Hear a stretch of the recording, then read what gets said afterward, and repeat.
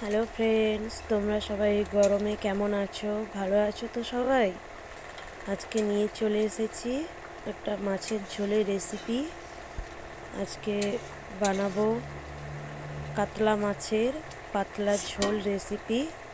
তোমরা কারা কারা কাতলা মাছ খেতে পছন্দ করো কমেন্ট করে জানিও। কাতলা মাছের ঝোলটা বানাতে আমার যেসব মশলাগুলো লাগছে সেগুলো তোমাদের সঙ্গে শেয়ার করে নিচ্ছি। ঝোলটা বানাতে লাগবে পেঁয়াজ কুচি, আদা বাটা, এটাতে রয়েছে মৌরি আর পোস্ত একসঙ্গে বাটা, রয়েছে টমেটো বাটা, আর লাগছে আলু, আর লাগছে কাতলা মাছ, মাছে আগের থেকে নুন হলুদ মাখানো রয়েছে, আর লাগছে জিরে, কাঁচা লঙ্কা আর গরম মশলা একসাথে বাটা রয়েছে। এবার আমি ওভেনে একটা কড়াই বসিয়ে দেব। কড়াইতে বেশ কিছুটা পরিমাণ সাদা তেল দিয়ে দিচ্ছি মাছটা ভাজার জন্য। তোমরা চাইলে এখানে সর্ষের তেলও ব্যবহার করতে পারো। দেখো তেলটা গরম হয়ে গেছে। এবার আমি মাছগুলো একে একে কড়াইয়ের মধ্যে দিয়ে দিচ্ছি।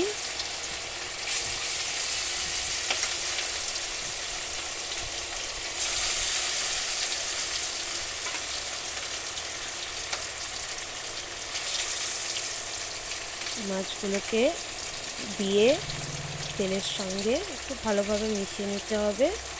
মাছগুলো খুব ভালোভাবে ভাজা হয়।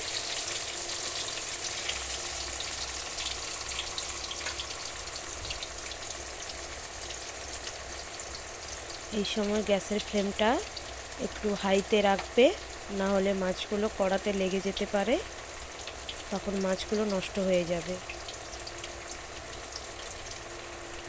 মাছগুলোকে একটু এভাবে উল্টে পাল্টে দিতে হবে, তাহলে মাছের দুই পিঠ সমানভাবে ভাজা হয়ে যাবে।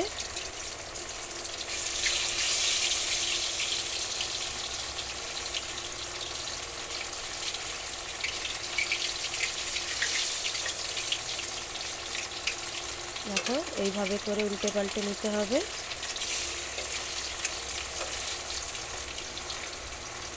আমার মাছগুলো ভাজা হয়ে গেছে। এইভাবে গোল্ডেন ব্রাউন করে ভেজে নেবে। তোমাদের যাদের যাদের যেমন পছন্দ সেইভাবে ভেজে নেবে। আমার একটু কড়া ভাজা পছন্দ, তাই আমি এইভাবে করে ভেজে নিয়েছি। মাছগুলোকে তেল ঝরিয়ে কড়াই থেকে তুলে নিচ্ছি।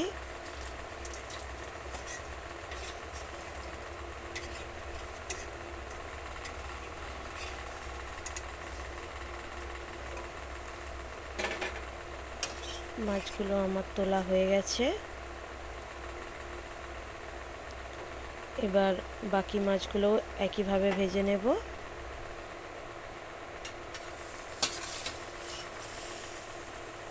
বাকি মাছগুলোকেও আমি কড়ার মধ্যে দিয়ে দিয়েছি।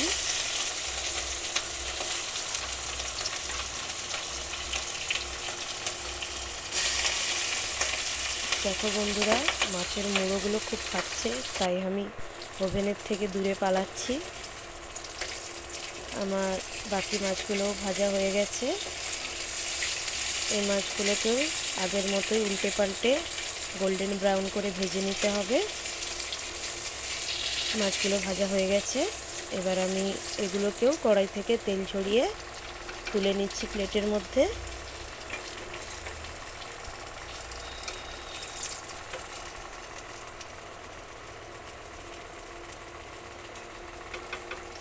যেহেতু আমি এই মাছের ঝোলটা আলু দিয়ে বানাবো, তাই মাছ ভাজার তেলে আলুগুলোকে একটু ভালো করে ভেজে নেব।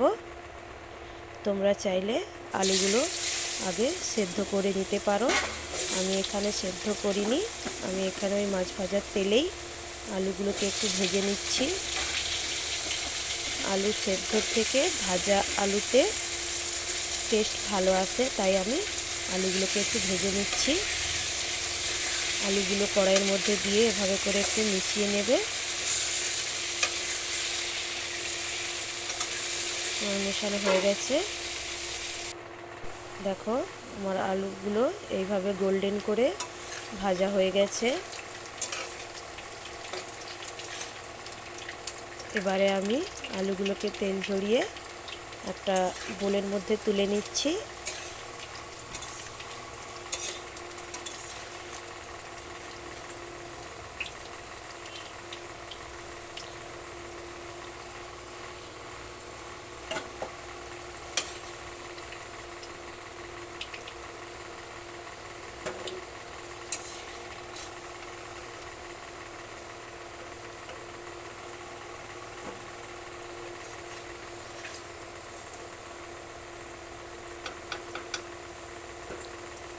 আমি যেভাবে মাছের ঝোলটা বানাচ্ছি তোমরা সেম একই পদ্ধতিতে বাড়িতে বানিও।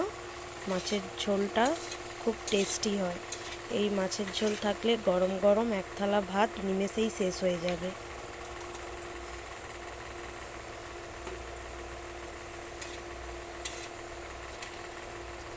দেখো আমার আলুগুলো কড়াই থেকে তোলা হয়ে গেছে। এবার আমি মাছের ঝোলটা বানিয়ে নেব। তার জন্য ওই একই কড়াইতে দিয়ে দিচ্ছি আরও কিছুটা পরিমাণ সর্ষের তেল। তেলটা গরম হতে থাক। দেখো তেলটা গরম হয়ে গেছে। এবার আমি কড়াইয়ের মধ্যে দিয়ে দেব বেশ কিছুটা পরিমাণ চিনি। চিনিটা দিলে ঝোলে কালারটাও আসবে আর টেস্টটাও বজায় থাকবে। সেই জন্য আমি আগেই চিনিটা তেলের মধ্যে দিয়ে দিলাম। দিয়ে এভাবে করে একটু মিশিয়ে নিতে হবে। চিনিটা ভালোভাবে তেলের সঙ্গে মিশে গেছে। এবার আমি ফোড়নে দিয়ে দিচ্ছি কালো জিরে। তারপরে আমি দিয়ে দিচ্ছি পেঁয়াজ কুচি। এখানে আমি দুটো মিডিয়াম সাইজের পেঁয়াজ নিয়েছি। তোমরা চাইলে পেঁয়াজের পরিমাণটা কম বেশি করে নিতে পারো। পেঁয়াজগুলোকে এভাবে ভালোভাবে তেলের সঙ্গে মিশিয়ে নিতে হবে, যাতে পেঁয়াজটা খুব ভালোভাবে ভাজা হয়। দেখো এভাবে করে মিশিয়ে নিতে হবে।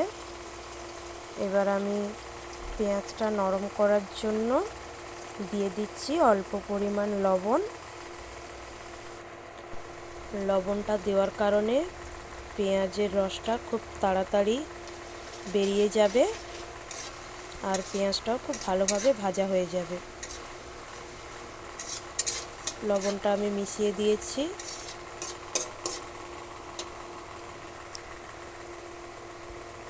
দেখো পেঁয়াজটা ভাজা হচ্ছে।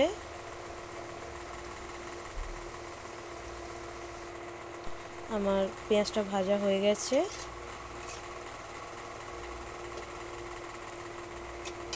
এবারে আমি এর মধ্যে দিয়ে দিচ্ছি গুঁড়ো হলুদ 1 চামচ।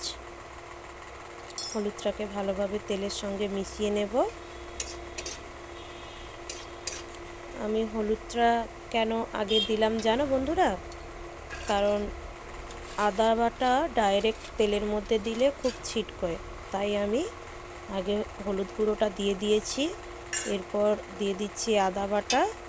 এরকমভাবে দিলে আদাটা আর ছিটকয় না, তাই আমি এভাবে করে দিয়ে দিচ্ছি। আদাটা ভালোভাবে ভেজে নিতে হবে। যতক্ষণ না আদার কাঁচা গন্ধ চলে যাচ্ছে ততক্ষণ এভাবে নেড়ে চেড়ে একটু ভেজে নিতে হবে।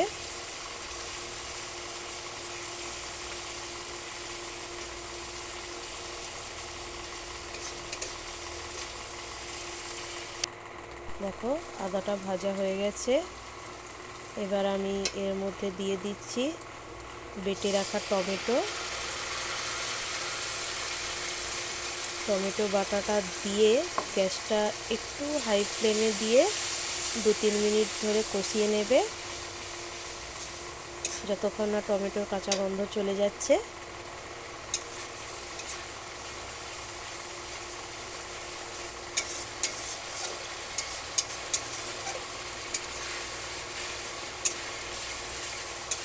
দেখো বন্ধুরা আমার টমেটো বাটা দিয়ে কষানো হয়ে গেছে। এবার এর মধ্যে অল্প পরিমাণ জল দিচ্ছি, না হলে মশলাটা কড়াইতে লেগে যাবে আর মশলাটা পুড়ে গেলে ঝোলের টেস্টটা ভালো আসবে না। তাই আমি একটু জল দিয়ে দিচ্ছি। এবার জলটা দিয়ে আরও 2-3 মিনিট ভালোভাবে কষিয়ে নিতে হবে। অল্প পরিমাণ জল দেবে, বেশি জল দেওয়ার কোনো দরকার নেই। দেখো গ্রেভিটা আমার ফুটে গেছে। এবার আমি এই গ্রেভির মধ্যে দিয়ে দিচ্ছি ভেজে রাখা আলুগুলো গ্রেভির মধ্যে দিয়ে এইভাবে মিশিয়ে নিতে হবে। মেশানো হয়ে গেলে আরও 2-3 মিনিট আলুগুলোকে এই গ্রেভির সঙ্গে ভালোভাবে কষিয়ে নিতে হবে, তাহলে এই মশলার টেস্টগুলো আলুর মধ্যে ঢুকে যাবে। দেখো আমার আলুগুলো কষানো হয়ে গেছে। এবার আমি এর মধ্যে দিয়ে দিচ্ছি পরিমাণ মতো জল।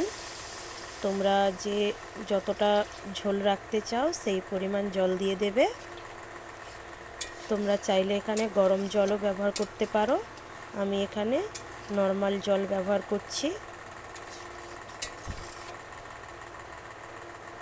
আমার পাতলা ঝোল খুব পছন্দ, তাই আমি বেশ অনেকটা পরিমাণ জল দিয়েছি। এবার ঝোলটা ফুটতে দেব। দেখো একটা ঢাকনা চাপা দিয়ে দিচ্ছি, তাহলে আলুটা খুব তাড়াতাড়ি সেদ্ধ হয়ে যাবে। দেখো বন্ধুরা, আমার আলুটা সেদ্ধ হয়ে গেছে কিনা আমি একটু দেখে নিচ্ছি।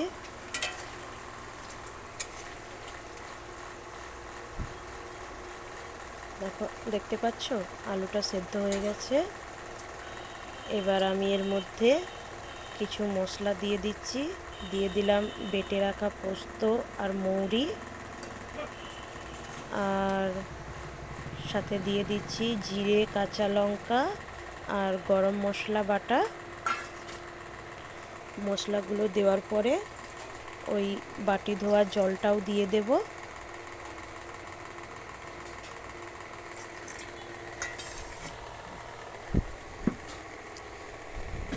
বাটি ধোয়া জলটা দিয়ে দিলাম। এবার সব মশলাগুলো ঝোলের সাথে খুব ভালোভাবে মিশিয়ে নেব। মেশানো হয়ে গেছে, এবার একটু ঝোলটা ফুটতে দিতে হবে। দেখো ঝোলটা ফুটে গেছে। তারপরে দিয়ে দিচ্ছি ভেজে রাখা মাছগুলো। বন্ধুরা, তোমরা কারা কারা ভাজা মাছ বা কারা কারা ঝোলের মাছ খেতে পছন্দ করো একবার কমেন্ট করে জানিও।